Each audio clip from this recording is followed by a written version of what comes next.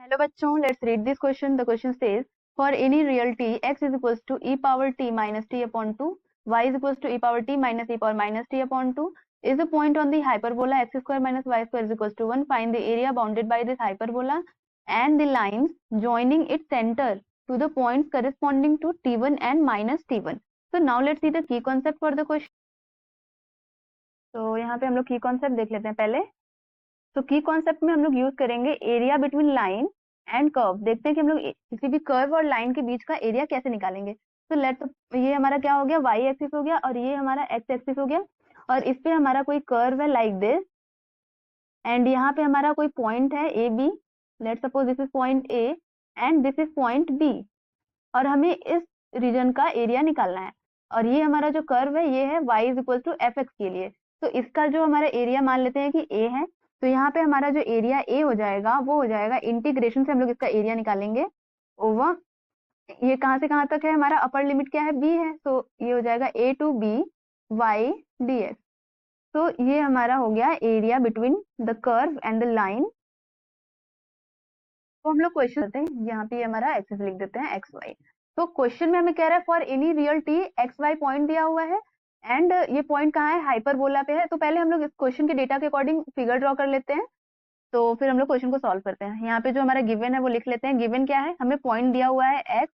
X क्या है, e power t plus e power minus t upon 2 and y point क्या है, y है हमारा e power t minus e power minus t upon 2 and हमें यहाँ पे पैराबोला का कर्व दिया हुआ है x square minus y square is equals to 1 और हमें कह रहा है कि ये पॉइंट हमें t1 एंड माइनस t1 के करस्पॉन्डिंग लेना है from line joining centre to the point corresponding to t1 and minus t1. तो यहाँ पे हम लोग सपोज कर लेते हैं, लेट पॉइंट P को हम लोग एक पॉइंट मान लेते हैं. अभी हम लोग इसको एक्सिस पे देखेंगे तो आप लोग को ज्यादा अच्छे से समझ में आ जाएगा. ये हो गया e power t1 plus e power minus t1 upon 2. ये हो गया उसका x कोऑर्डिनेट और y कोऑर्डिनेट हो जाएगा e power t1 minus e power minus t1 upon 2. ये उसका y, हम लोग यहाँ पे corresponding two point t1 and minus t1 ले रहे हैं एंड जो लाइन ज्वाइन कर रहा है वो है पी क्यू और हम लोग क्यू पॉइंट को ले लेते हैं. ये क्या है, ये करस्पॉन्डिंग टू माइनस t1 है. तो यहाँ पे क्या हो जाएगा, e power minus t1 plus e power t1 upon 2 and जो इसका y कोऑर्डिनेट हो जाएगा वो e power minus t1 minus e power t1 upon 2. तो इसको मैं अच्छे से समझा देती हूँ कि इसको हमने कैसे लिखा है. ये जो हमारा पॉइंट P है ये करस्पॉन्डिंग टू T1 है. तो corresponding to T1 that means हमारा जो एक्स वाई में जहां जहां T है वहां वहां पे हमने T1 रख दिया है. तो ये हमारा इसके लिए एंड जो हमारा Q है it is corresponding to minus T1. तो मैं शॉर्ट में लिख देती हूँ करस्पॉन्डिंग टू माइनस T1. तो यहाँ पे हमने जो हमारा मेन एक्स वाई है उसमें जहां जहां भी हमारा T है वहां पे हमने माइनस T1 रख दिया. बस यहाँ पे हमने यही किया है, सॉरी यहाँ पे माइनस T1. तो इससे हमें पॉइंट पी क्यू मिल गया. अब यहाँ पे हम लोग अपना फिगर ड्रॉ कर लेते हैं. तो ये हमारा हो गया वाई एक्सिस और ये हो गया एक्स एक्सिस. अब इस पे जो हमारा हाइपरबोला होगा वो कुछ ऐसे होगा. ये हो गया हाइपरबोला और ये उसका सेंटर हो गया. तो सेंटर से जो हमारा लाइन ज्वाइन कर रहा है वो इस तरीके से होगा लाइक दिस. और ये हमारा पॉइंट P है एंड ये हमारा पॉइंट Q है और पॉइंट P है corresponding to T1 and point Q है करस्पॉन्डिंग टू माइनस T1. और हमारा हाइपरबोला क्या है, x square upon a square minus y square upon a square equal to c. तो यहाँ पे हमारा ए बी की वैल्यू 1 है. तो हमारा यहाँ पे जो हमारा पॉइंट हो जाएगा ये हो जाएगा 1,0 एंड ये जो हमारा ये जो लाइन ज्वाइन करेगा ये हमारा राइट एंगल पे ज्वाइन करेगा. एरिया निकालना है वो है area reason bounded by the curve. ये जो हमारा कर्व है इसके बीच का and the line joining from its centre. और ये जो सेंटर से इसकी लाइन ज्वाइन कर रहे हैं ये कर्व और ये जो सेंटर से लाइन ज्वाइन कर रहे हैं इसके बीच का एरिया हमारा यही होगा. तो हमें यही वाली एरिया निकालनी है. तो अब हम लोग निकालते हैं अपना फॉर्मूला अप्लाई करके. और यहाँ पे हमें जो इसका कर्व का एरिया, सॉरी कर्व का जो इक्वेशन दिया है वो है x square minus y square is equals to 1 है. तो यहाँ से अगर हम लोग y की वैल्यू निकाले तो y मिल जाएगा x square minus 1 over root. तो यहाँ पे हमारी जो ये कर्व हो जाएगा ये हो जाएगा y is equals to root over x square minus 1. तो इसका एरिया हमें कैसे मिलेगा?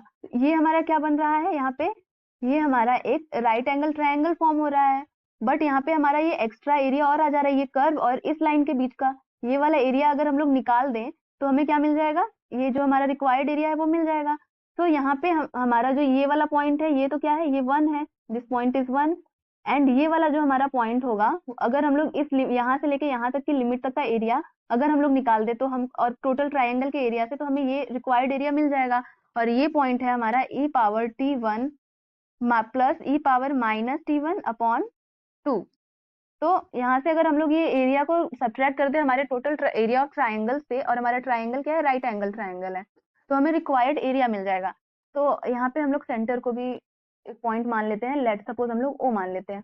तो हमारा ट्राइंगल क्या है, ओ पी, और यहाँ पे हम लोग एन मान लेते हैं, तो हमारा ट्राइंगल है ओ पी एन, या फिर ओ एन क्यू, कुछ भी हम लोग कोई भी ट्राइंगल ले सकते हैं। तो हमारा जो रिक्वायर्ड एरिया हो जाएगा वो हो जाएगा, और यहाँ पे हम लोग, यहाँ पे जो ये दोनों ट्राइंगल जो है हमारे सिमेट्रिक हैं, this two triangles are symmetric.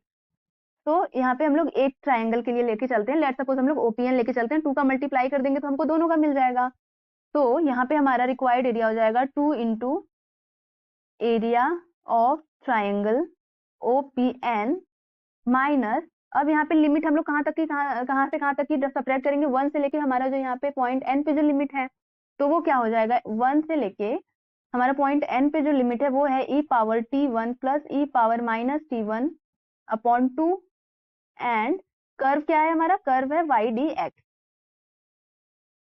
इसको हम लोग वैल्यूज रख, तो एरिया ऑफ ट्राइंगल क्या हो जाएगा, 1/2 इंटू बेस इंटू हाइट। तो बेस का हमारा क्या वैल्यू हो जाएगा, जो हमारा बेस का लेंथ है वो हो जाएगा e power t plus e power minus t1 upon 2, and height क्या हो जाएगा, e power t1 minus e power minus t1 upon 2।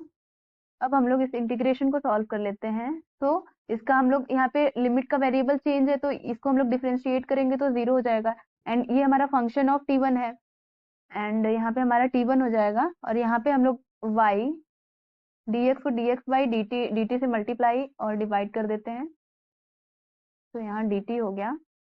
अब इसको हम लोग थोड़ा और सिंप्लीफाई कर लेते हैं, तो 2 का अभी अंदर मल्टीप्लाई नहीं करते हैं, अभी ऐसे ही रहने देते हैं। तो 2 इंटू यहाँ पे हमारा हो जाएगा e power t plus e power minus t1 into ई power t1 minus e power minus t1 upon 2 क्या हो जाएगा, 8 हो जाएगा, माइनस, अब हम लोग इसको सॉल्व कर लेते हैं, तो यही हो जाएगा 0 टू t1, और यहाँ पे हमारा y dx बाई dt की वैल्यू हो जाएगी e पावर t, यहाँ पे हम लोग चेंज इन वेरिएबल का कॉन्सेप्ट लगा रहे हैं इंटीग्रेशन के लिए, जब हमारे लिमिट्स में वेरिएबल चेंज रहती हैं तब के लिए। तो ये हमारा हो जाएगा, यहाँ पे इसका वैल्यू हो जाएगा होल स्क्वायर dt। तो हम लोग देखते हैं कि वैल्यू हमें कैसे मिली। तो यहाँ पे हमारी जो ये वैल्यू मिली है, हमें x की वैल्यू क्या दी हुई है क्वेश्चन में, तो हमारी x की value e power t plus e minus t upon 2। तो अगर हम लोग इसका डिफरेंशिएशन कर दें dx बाई dt, अगर हम लोग निकालें, ये सब हम लोग इसको एक सिंगल वेरिएबल में करके सॉल्व करने के लिए कर रहे हैं, तो यहाँ हमें मिल जाएगा e power t minus e power minus T bye 2, ये हमारी dx बाई dt की वैल्यू हो गई। एंड अब अगर हम लोग यहाँ पे निकालें y की वैल्यू हमको दी हुई है क्वेश्चन में 1 e power t minus e power minus t upon 2, तो यहाँ पे अगर हम लोग dx बाई dt और y की वैल्यू रखेंगे तो हमें मिल जाएगा e power t minus e power minus t by 2 का होल स्क्वायर dt। इसको हम लोग सॉल्व कर लेते हैं। तो पहले तो हम लोग अपने फर्स्ट ट्रायंगल वाले टर्म को सॉल्व कर लेते हैं।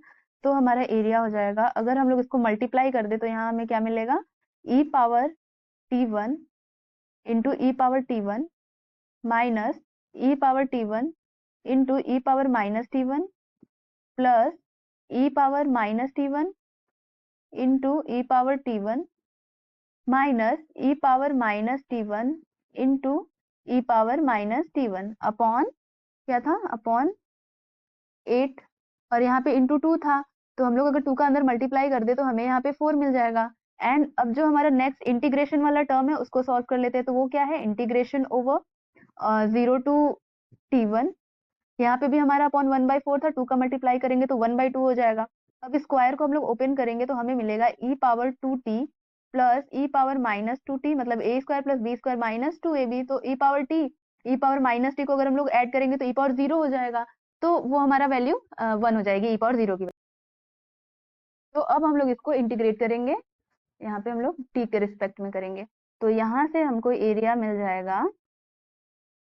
तो यहाँ पे जब हम लोग इन दोनों टर्म्स को ऐड करेंगे T one minus T one को, तो जीरो हो जाएगा ई पावर, और सेम ये भी ई पावर जीरो हो जाएगा, तो यहाँ पे हमें बचा क्या, और इन दोनों टर्म्स को ऐड करेंगे तो क्या हो जाएगा, टू टी वन, एक टू टी वन एक माइनस टू टी वन, तो यहाँ से हमको बचा e power two t one minus e power minus two t one upon 4, and यहाँ पे हमारा इंटीग्रेट करने पे क्या मिलेगा, माइनस 1/2 ई पावर एटी का इंटीग्रेशन होता है e power a t upon a, तो अपॉन क्या हो जाएगा 2, similarly minus e power minus two T upon क्या हो जाएगा, -2, तो यहाँ पे हमने माइनस लगा दिया तो यहाँ पे 2 लिख देते हैं। सिमिलरली हमारा ई -2 का हो जाएगा -2t, क्योंकि इंटीग्रेशन dt क्या होता है, t होता है, तो यहाँ से ये हमारा 0 to t1 तक हम लोग लिमिट लगा लेते हैं, तो हमें यहाँ से एरिया मिल जाएगा e power 2t1 minus e power -2t1 upon 4, and अगर इसको हम लोग थोड़ा और सॉल्व करें, यहाँ 2 हमारे सारे टर्म्स में है, तो क्या करते हैं 2 हम लोग कॉमन कर लेते हैं, तो माइनस यहाँ भी 1/4 हो जाएगा e power 2t minus e power -2t, and यहाँ क्या हो जाएगा -4t। अब अगर हम लोग यहाँ पे लिमिट रख दें तो एरिया क्या मिलेगा, e power 2t1 minus e power -2t1 upon 4 minus 1/4 e power 2t1, 0 to t1 तक हम लोग कर रहे हैं, तो पहले क्या हो जाएगा e power 2t1 minus e power -2t1,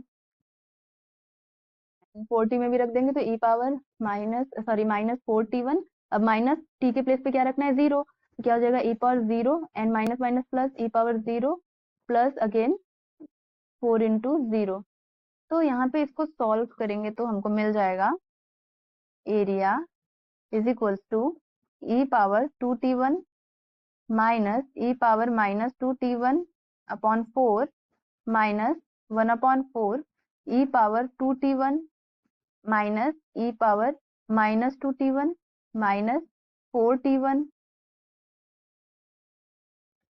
और यहाँ पे ई पावर 0 ई पावर -0 तो कैंसिल आउट हो गया, तो हमें इतने ही टर्म बचेंगे। अब इसको थोड़ा सा हम लोग सॉल्व कर लेते हैं एलसीएम लेके, तो क्या हो जाएगा e power 2t minus e power -2t1 minus e power 2t1, यहाँ पे t1 है, माइनस ई पावर 2t1, और यहाँ पे क्या है प्लस ई पावर -2t1 हो जाएगा, एंड प्लस 4t1 अपॉन 4, तो इसको जब हम लोग सॉल्व करेंगे तो ई पावर 2t, और यहाँ पे सॉरी यहाँ पे t1 है, and e power minus e power 2t1 cancel हो गया, एंड दिस टर्म भी कैंसिल हो गया, तो यहाँ पे हमें एरिया क्या बचा, it is equal to 4t1 upon 4, तो एरिया हमें मिल गया t1। So this is the right answer. Hope you will understood it well. Best of luck.